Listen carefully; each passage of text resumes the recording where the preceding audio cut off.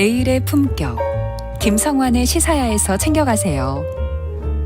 하루를 마무리하는 시간 꺼내보는 당신의 지식 창고, KBS 1라디오 김성환의 시사야.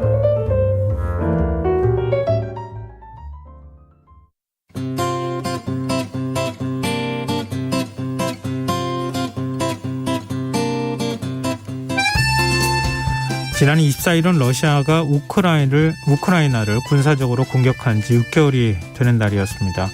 전쟁이 장기화하면서 양국의 사상자는 군인만 추산해도 10만 명가량 발생했는데요. 국경을 넘을 수밖에 없었던 우크라이나 난민들도 1,000만 명에 달한다고 합니다. 최근엔 자포리자 원전 부근에 폭격이 이뤄지면서 제2의 체르노빌 사태가 발생할 수 있다는 우려까지 나오는 실정인데요.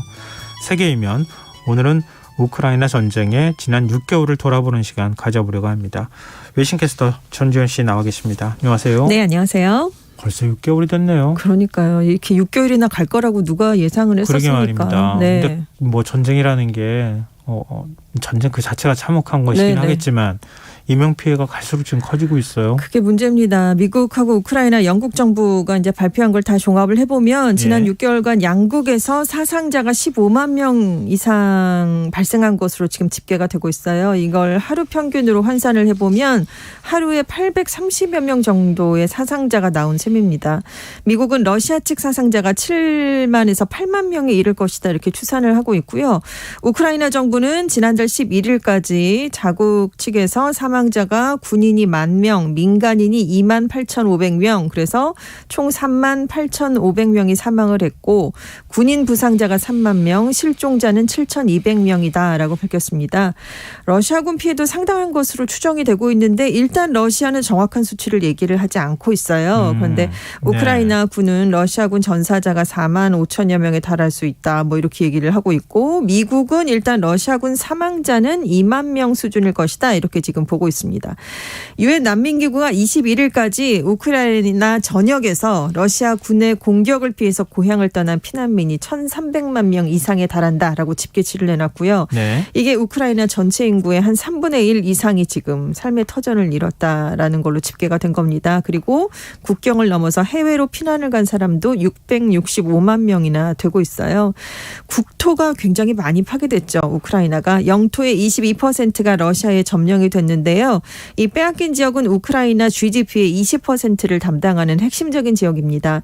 또 300개 이상의 소도시와 마을이 지금 러시아군의 로켓 공격 등의 크고 작은 피해를 입었거든요. 네. 그래서 우크라이나 정부가 경제 복구를 하려면 7,500억 달러, 우리 돈으로 약 1,005조 원의 재원이 필요하다 이런 얘기를 내놨습니다. 현재까지 투입된 전비를 합해보니까 양측을 합해서 3,100억 달러, 약 414조 원에 달하는 것으로 나타났어요. 이게 어느 정도냐면 우리나라 올해 예산의 3분의 2가 넘는 굉장히 큰 액수입니다. 그러니까 매일매일 한 2조 3천억 원씩을 전쟁터에 쏟아부은 셈이다. 이렇게 계산이 되고 있습니다. 무엇을 위해서 지금 전쟁을 하고 있는가 이런 질문을 그렇습니다. 안 던질 수가 없는데요. 네. 현재 전세는 어떻습니까? 전쟁이 장기화되고 있잖아요. 7월 이후에 러시아 공세가 좀 위력이 좀 떨어진 모습을 보이고 있어요. 그래서 영국 국방부는 러시아가 7월에는 돈바스에서 전진한 거리가 평균 3km에 못 미쳤다라는 분석을 내놓기도 했습니다. 반면에 지금 우크라이나군이 현재 러시아군이 점령하고 있는 남부의 헤르손 그리고 크림반도를 위협하고 있는데요. 이 헤르손이라는 곳이 크림반도 통제권을 좌우하는 요충지입니다. 그래서 지금 우크라이나는 미국이 고속기동 포병 로켓 시스템, 그러니까 이른바 하이마스라고 우리가 부르는데 그걸 제공해 줬거든요. 네. 이걸 이용을 해서 헤르손 인근에 러시아군 보급로를 끊었습니다. 그래서 점령군을 고립시킨 상황이고요. 또 무인기를 활용해서 크림반도 안에 있는 러시아 군사시설을 연속해서 공습하고 있어요. 공세를 좀 강화하고 있는데 러시아군이 그러니까 이에 맞서서 북부 쪽에서 민간인 시설을 공격하고 있습니다. 그러니까 지금 우크라이나 군이 남부 전선에 집중을 하고 있으니까 그 후방에서 교란을 하려고 이제 북부 우크라이나를 공격하고 있는 상황입니다. 처음에는 러시아가 뭐 전세를 금방 그렇습니다. 해서 2주 만이면 뭐 점령할 수 있다 이랬었잖아요. 그렇게 했는데 뭐 상황이 그렇게 녹록지는 않은 것 같은데요. 참 이게 역사의 역설이라고 해야 되나요? 우크라이나 전쟁 6개월째였던 지난 24일은 또 우크라이나가 옛 소련으로부터 독립한 지 31주년이 되는 날이었다면서요. 네, 독립기념일이었어요. 젤렌스키 대통령 혹시 입장 밝혔습니까? 네, 독립기념일을 맞아서 연설을 했는데요. 현 시점에는 휴전을 할 준비가 되지 않았다. 우리에게 전쟁의 끝은 이제 평화가 아닌 승리다. 돈바스와 크림반도 등 모든 점령지를 되찾을 것이다 라고 밝혔습니다. 젤렌스키 대통령이 크림반도 회복을 외친 가장 큰 이유로는 지금 러시아가 우크라이나를 공격하는 데 있어서 남부 지역에서 거점 역할을 하고 있기 때문이에요. 지금 러시아 흑해 함대 본부가 여기 있고요. 네. 흑해를 통한 우크라이나의 무역을 봉쇄하는 데도 큰 역할을 담당하고 있었습니다. 지금 우크라이나, 러시아 이 양측이 다 크림반도를 자국의 정체성을 드러내는 지역으로 여기고 있거든요. 그러니까 이 크림반도 에 대한 공격이 이번 전쟁의 최대 분수령이 될 수 있다라고 뉴욕타임스가 보도를 했는데, 그러니까 젤렌스키 대통령이 크림반도를 되찾겠다라고 한 발언은 지금 푸틴 러시아 대통령이 지난 22년 집권의 핵심적인 업적으로 내세운 게 지금 크림반도를 우리가 병합했다라는 거였거든요. 그러니까 푸틴 대통령의 정치적 입지에 대한 도전적인 의미도 있다라고 뉴욕타임스가 분석을 했고요. 그리고 러시아도 최근에 푸틴 대통령의 정신적 지주로 여겨지고 있는 정치학자 두긴의 딸 두기나가 차량 폭발로 사망을 했습니다. 그래서 그것을 계기로 전열을 가다듬고 있는데요. 러시아 안에서는 더 강하게 공격을 해서 승전을 앞당겨야 된다라는 압박이 좀 커지고 있어요. 특히 이제 강경파를 중심으로 우크라이나 수도 키이우에 있는 정부 청사 등을 공격해야 된다. 이런 목소리까지 나오고 있습니다. 그러니까 이제 확전이 될 수도 있지 않을까 이런 얘기가 지금 나오고 있거든요. 그래서 서방 국가들이 우크라이나에 대한 추가 지원책을 독립기념일을 맞아서 속속 발표했는데요. 미국이 우선 4조 원 규모의 군사 지원을 더 하겠다라고 발표를 했는데 미국이 지금까지 14조 원 이상을 지원을 했습니다. 그런데 이번에 주는 4조 원은 중장기 전략에 맞는 무기를 지원하는 것에 초점이 맞춰져 있어요. 전쟁이 길어지고 있으니까요. 네. 독일도 내년에 6,700억 원 이상의 무기를 수송할 준비가 돼 있다라고 밝혔고요. 영국 존슨 총리는 우크라이나 독립기념일에 또다시 키이우를 방문해서 또 지원책을 내놓기도 했습니다. 아니, 크림반도를 위협받고 있는 상황이라고 하면 러시아 입장에서는 도저히 내줄 수가 없는 상황일 텐데, 왜냐하면 흑해로 나가는 함대가 거기 그렇습니다. 다 있는 상황인데 크림반도를 빼앗기면 상상할 수가 없는 상황인데. 그렇습니다. 그래서일까요? 최근에 자포리자 원전 인근에 폭격이 잇따르고 있다. 원전이 멜트다운이 될 만한 상황으로까지 갔다. 이렇게 얘기가 나오고 있어요. 어떤 상황입니까, 지금? 지금 계속해서 이제 그 원전 주변에 지금 뭔가 그 로켓 같은 것들이 떨어지고 있는 거거든요. 서로 우리가 한 거 아니라고. 그렇습니다. 서로 이제 상대방이 했다라고 주장을 하고 있는데, 그러니까 로켓 같은 게 떨어지니까 그 부근에 원전 부근에서 화재가 일어나게 된 거예요. 그래서 발전소와 외부를 잇던 송전선 4개 중에 마지막 1개가 손상이 돼서 25일에는 40년 역사상 처음으로 우크라이나 국가 전력망으로부터 이 자포리자 원전이 잠시 분리되는 일이 발생을 했습니다. 비상 전력이 가동돼서 사고는 발생하지 않았어요. 그런데 이 90분 이상 단전이 계속됐다면 냉각 시스템이 멈춰서 원자로의 중심이 녹는 노심 용융이 발생했을 수 있다. 이런 아찔한 분석이 나왔습니다. 이 자포리자 원전이 만약에 폭발을 하면 피해가 체르노빌 참사의 10배 이를 수 있다. 이런 우려가 나오고 있어요. 지금도 체르노빌 주변 지역에 반경 30km에는 사람도 못 들어가는 상황이다. 이렇게 얘기가 나오고 있잖아요. 아직 그 트라우마를 지금 극복하지도 못한 상황인데 10배나 더 커질 수 있다고 하니까 지금 국제사회가 경악을 할 수밖에 없는 상황이고요. 우크라이나는 러시아가 이 자포리자 원전에서 생산된 전력을 크림반도 그리고 러시아로 빼돌리려는 시도를 하면서 이런 일이 발생했다라고 주장을 하고 있어요. 자포리자 원전이 원자로가 6개입니다. 단일 규모로만 따지면 유럽 최대 원전이거든요. 그래서 전쟁이 일어나기 전에 우크라이나 전체 전력의 5분의 1을 생산해오던 그런 중심적인 원전이었습니다. 그런데 방사능이 유출될 가능성이 점점 높아지고 있잖아요. 그래서 현지 당국이 지금 발전소 주변 56km 안에 살고 있는 주민 40만 명에게 아이오딘, 그러니까 요오드 알약을 배포했어요. 비상사태에 대비를 해야 된다는 거죠. 이제 방사능에 노출되면 방사성 요오드가 갑상샘에 축적이 돼서 갑상선 암을 유발할 수 있는데 이 아이오딘과 칼륨을 복용하면 축적을 막을 수 있기 때문입니다. 그리고 이제 비상사태가 발생하면 주민들이 일사불란하게 대피할 수 있는 공공경보 시스템 대피 계획을 러시아 쪽 쪽에서 하나, 우크라이나 쪽에서 하나 뭐 이렇게 지금 따로 수립을 해놓은 상황이고요. 네네. 지금 맞물려서 살고 있으니까요. 네. 지금 자포리자 원전 주변의 방사능 수치는 아직은 정상 수준입니다. 근데 원전을 향한 폭격이 멈추지 않고 있고요. 이게 원전을 직접 타격할 수 있는 가능성도 있으니까 상황은 어떻게 변할지 모른다 이런 얘기가 나오고 있고요. 그래서 우려가 높아지니까 국제 원자력기구 사찰단이 러시아랑 좀 협상을 했습니다. 그래서 이번 주에 자포리자 원자력 발전소를 방문할 계획인데요. 원전에 물리적인 손상이 있는가 이걸 좀 살펴보고 안전이나 보안 시스템이 제대로 작동하는가, 직원들의 작업 환경 등은 어떤가 이런 것들을 평가하기로 했습니다. 좀 이런 상황 발생하지 않았으면 좋겠네요.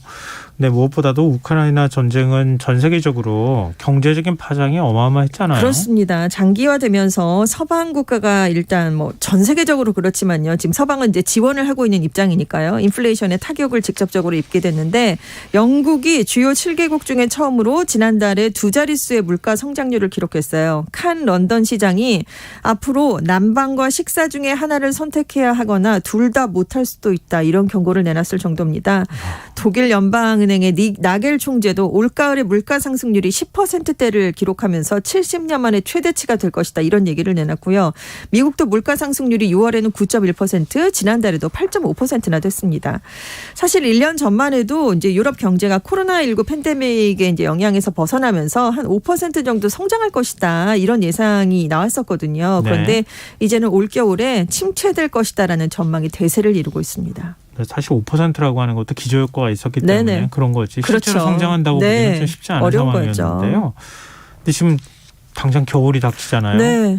러시아산 천연가스에 지금 난방을 대부분 다 의존하고 있는 상황이었잖아요. 그렇습니다. 이렇게 돼버릴 경우에는 더 경제적 고통이 심해질 것 같은데요. 그렇죠. 지금 물가가 오르는 가장 주요한 원인은 아무래도 에너지 가격 급등이거든요. 근데 러시아 국영회사 가스프롬이 지난달 27일에 유럽으로 연결되는 가스관 노르트스트림 1을 통한 천연가스 공급량을 기존의 20%까지 지금 축소해버린 상황입니다. 네. 그리고 또 뭔가를 수리를 한대요. 그 다음에 어떻게 할지는 또 모르는 그런 상황입니다. 일부러 끊었다는 말은 네, 안 하고 계속 수리하고 계속 있다고 수리를 하는 하고 거예요? 있습니다. 네.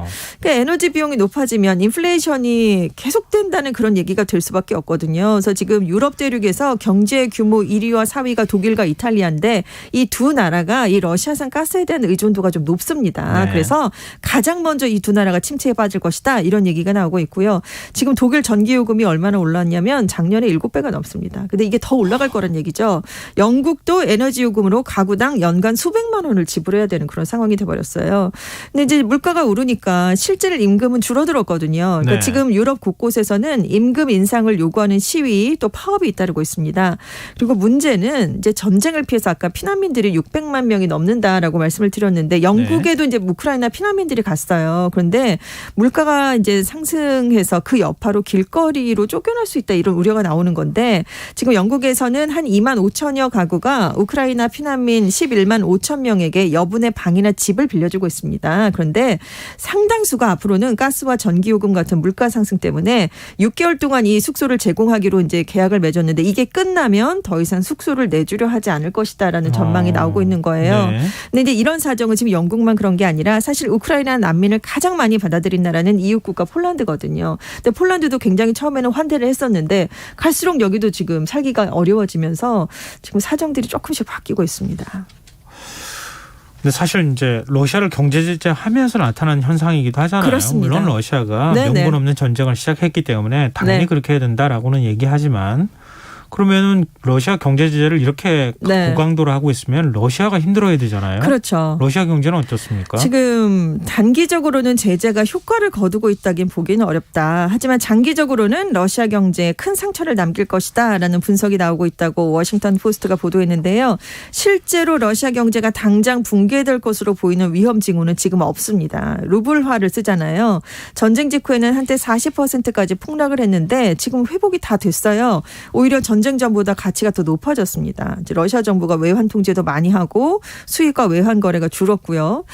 지금 실업률도 아직까지는 눈에 띌 정도로 악화되질 않았어요. 지표상으로는 큰 문제가 없습니다. 그리고 이제 원유나 천연가스도 여전히 국제시장에서 뭐 제재를 받고 있지만 이제 판매가 되고 있고요. 네. 근데 이제 위험 경고도 물론 있습니다. 지금 무엇보다 자동차 산업을 비롯한 제조업 생산이 굉장히 위축됐어요. 왜냐하면 외국산 부품이 수입이 제재로 들어오질 못하고 있기 때문에 네. 공장이 멈췄습니다. 강제로 휴가 중인 인력도 늘고 있고요. 그래서 지금 러시아 당국의 통계에 따르더라도 올해 전반기 러시아 산업 생산량은 거의 62%가 줄어든 것으로 지금 조사가 되고 있고 지금 러시아 정부가 실업률을 4%대로 유지하려고 기업들에게 노동자를 해고하지 말라.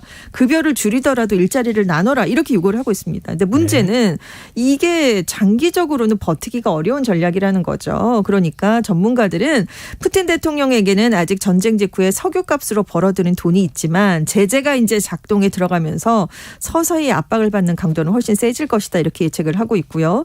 그리고 우크라이나 침공 이후에 국제 협력이 불가능해지니까 러시아에서 유능한 기술자 수십만 명이 러시아를 탈출했습니다. 그래서 앞으로 산업적인 측면에서 장기적으로 보면 러시아와 선진국 간의 기술 격차는 시간이 지날수록 더 벌어질 것이다. 그러면 이제 러시아 경제에 타격이 될 수밖에 없고요. 그래서 러시아에서 앞으로 혁신적인 기술 발전은 당분간 사실상 불가능하다. 이런 시각도 나오고 있습니다. 근데 부디 누가 더 오래 버티나 네. 이걸로 가지는 않았으면 좋겠어요. 그렇죠. 정말. 네. 너무 고통이 크잖아요. 그렇습니다. 또 우크라이나 전쟁으로 중동하고 아프리카 지역 특히 이제 빈곤국들이 네. 훨씬 사정이 열악해졌다면서요. 그렇습니다. 지금 유엔 주요 회원국들의 기부금이 우크라이나로만 쏠리고 있어요. 네. 중동이나 아프리카 지역 빈곤 국가들에 대한 유엔의 지원이 줄어들었는데 안 그래도 유엔의 지원금은 해마다 줄어들고 있어서 이렇게 지금 나눠줘야 될 곳은 점점 늘어나는데 지금 경제가 안 좋아지니까 지원금은 훨씬 줄었습니다. 그런데 지금 우크라이나에 대한 지원은 충분한 걸로 나타났어요. 지금 올해 유엔 인권기구가 우크라이나 난민 지원을 위해서 요청했던 60억 달러는 목표액을 채웠습니다. 그런데 IT에 대해서는 요청한 금액의 11%를 달성하는 데 그쳤고요. 엘살바도르, 부룬디, 미얀마도 지금 요청한 금액의 10%대 중반만을 채웠습니다. 네. 굉장히 격차가 지금 심하게 벌어지고 그러네요. 있는 거예요. 그래서 왜 우크라이나에만 지원이 편중되는가? 미국이나 유럽연합, 뭐 일본, 캐나다 같은 유엔의 주요 회원국들이 우크라이나에 기부금을 몰아주고 있기 때문인데 이 서방 국가들이 중동이나 아프리카에서 일어난 인도주의적인 위기와 다르게 우크라이나 전쟁은 자신들의 이해관계와 직결된 지정학적 위기로 받아들이고 있기 때문이다라는 분석이 나오고 그래서 지금 난민이나 구호단체 관계자들은 이렇게 피부색과 종교가 같으니까 우크라이나에 훨씬 더 우리보다 큰 관심을 보인다라고 지금 지적을 하고 있어요. 결국 가장 타격을 입는 건 최빈 국가들이죠. 그래서 남수단에서 올가을부터 일부 어린이들에 대한 중학교 과정 수업은 사라지게 됐습니다. 이라크 북부에 시리아 난민 수용소가 아주 오래전부터 있었잖아요. 네. 지금 식수랑 전기가 또 끊긴 그런 상황이에요. 그래서 지금 세계 식량 가격이 크게 올랐는데 지금 대형 곡물 기업들은 기록적인 실적을 올리고 있잖아요. 근데 이 기업들이 폭리를 취하면서 이익을 취하고 있다. 이런 얘기도 나오고 있기 때문에 네. 비정부 기구들은 이들 기업에 횡재세를 부과해야 된다. 그래서 그 돈을 빈곤층을 구호하는 재원으로 활용해야 된다. 이런 얘기를 내놓고도 있습니다. 안타까운 현실이네요. 근데 그나저나 우크라이나에서 이른바 금열법이 허물어지고 있다. 이런 네. 얘기가 나온다고 하는데 이건 무슨 의미입니까? 현재 우크라이나 군인의 한 22%가 여성입니다. 2020년에는 15.6%였는데 좀 빠른 시간 안에 많이 늘었죠. 군에 자원 입대한 여성이 전쟁 이후에 이달 현재 5만 명이 넘고 있습니다. 이외에 러시아의 침공 후에 이제 우크라이나 정부가 그 18세에서 60세 남성의 출국을 금지했잖아요. 네. 그래서 적지 않은 여성들이 폴란드를 비롯한 이웃 국가로 가서 수송차에 군수품을 싣고 돌아오는 그런 역할들을 하고 있습니다. 네. 그리고 우크라이나 안에서 그동안은 뭐 전투 지뢰를 제거한다던가 용접, 소방 업무를 비롯한 450개 직종은 여성의 생식계통 건강을 해친다라는 이유로 여성에게 금지를 시켜왔던 그런 적이 있어요. 이게 지금 구소련 시절에 남은 폐단 중에 하나로 지적이 됐었습니다. 그래서 네. 우크라이나가 굉장히 보수적이고 가부장적인 사회인지를 보여주는 것이다라고 뉴욕타임스가 지적을 하기도 했는데 우크라이나의 한 사회학자는 우크라이나가 동유럽에서 대표적인 보수 국가로 가부장적인 분위기였는데 이번 전쟁으로 여성의 역할이 증대됐다, 더 뚜렷해졌다라고 진단을 내렸습니다. 네, 그런데 우크라이나의 한 여행사가 우크라이나 전쟁터를 둘러보는 관광 상품을 출시했어요. 네, 비짓 우크라이나라는 여행사인데요. 7월부터 전쟁으로 폐허가 된 우크라이나 도시를 둘러보는 가이드 투어를 시작했어요. 1인당 우리 돈으로 6만 6천 원 정도랍니다. 그러니까 러시아군에 의해서 피해를 본 여러 장소를 둘러보면서 뭐 불에 탄 장비라든가 폭탄 잔해를 가까이서 볼 수 있게 하는 그런 상품인데요. 네. 이게 언제 발생할지 모르는 공습에 대비해서 뭐 긴급 대피 요령 등을 교육을 받는다라고 하는데 지금까지 한 150건 이상의 예약이 이루어진 것으로 알려져 있습니다. 그래서 여행사 대표는 우리는 뭐 사망, 재난, 파괴의 장소로 방문객이 몰리는 다크 투어리즘과는 다르다. 이 투어는 우크라이나 시민들의 저항 정신도 보여주고 전쟁 중에도 삶은 지속된다는 것을 세상에 알릴 기회가 되기 때문에 우리가 이런 걸 만들었다라고 설명을 했는데 사실 지금 우크라이나는 여행 경보 4단계인 여행 금지령이 내려져 있는 국가거든요. 네네. 전쟁이 일어나 있으니까요. 그래서 지금 국제사회가 가지 말라고 경고를 하고 있습니다. 그런데도 이 대표가 이런 일을 하고 있는 건데 물론 뭐 전쟁 난민 지원에 사용하겠다라고는 하지만 우크라이나 정부의 승인도 받지 못하고 있어요. 지금 우크라이나 관광개발청은 지금은 우크라이나를 방문하기가 적절한 시기가 아니다. 전쟁이 끝났을 때 사람들을 우리는 초대하겠다 이렇게 얘기를 하고 있습니다. 전쟁을 관광하러 간다. 그러니까요. 이해가 안 되는데요. 네. 참 뭐 저희 앞서도 얘기 나눴지만 전쟁이 빨리 끝났으면 좋겠는데 끝이 안 보이는 것 같아서 그렇습니다. 외교적 접촉 가능성이 지금 보이질 않고 있거든요. 걱정입니다. 네. 네. 자, 지금까지 세계의 면 외신캐스터 전주현 씨와 함께했습니다. 오늘 와서 고맙습니다. 네, 감사합니다. 김성환의 시사양 오늘 순서 여기서 마칩니다. 모바일 쿠폰 당첨자는 홈페이지 공지사항에서 확인하실 수 있습니다. 편안한 밤 되십시오.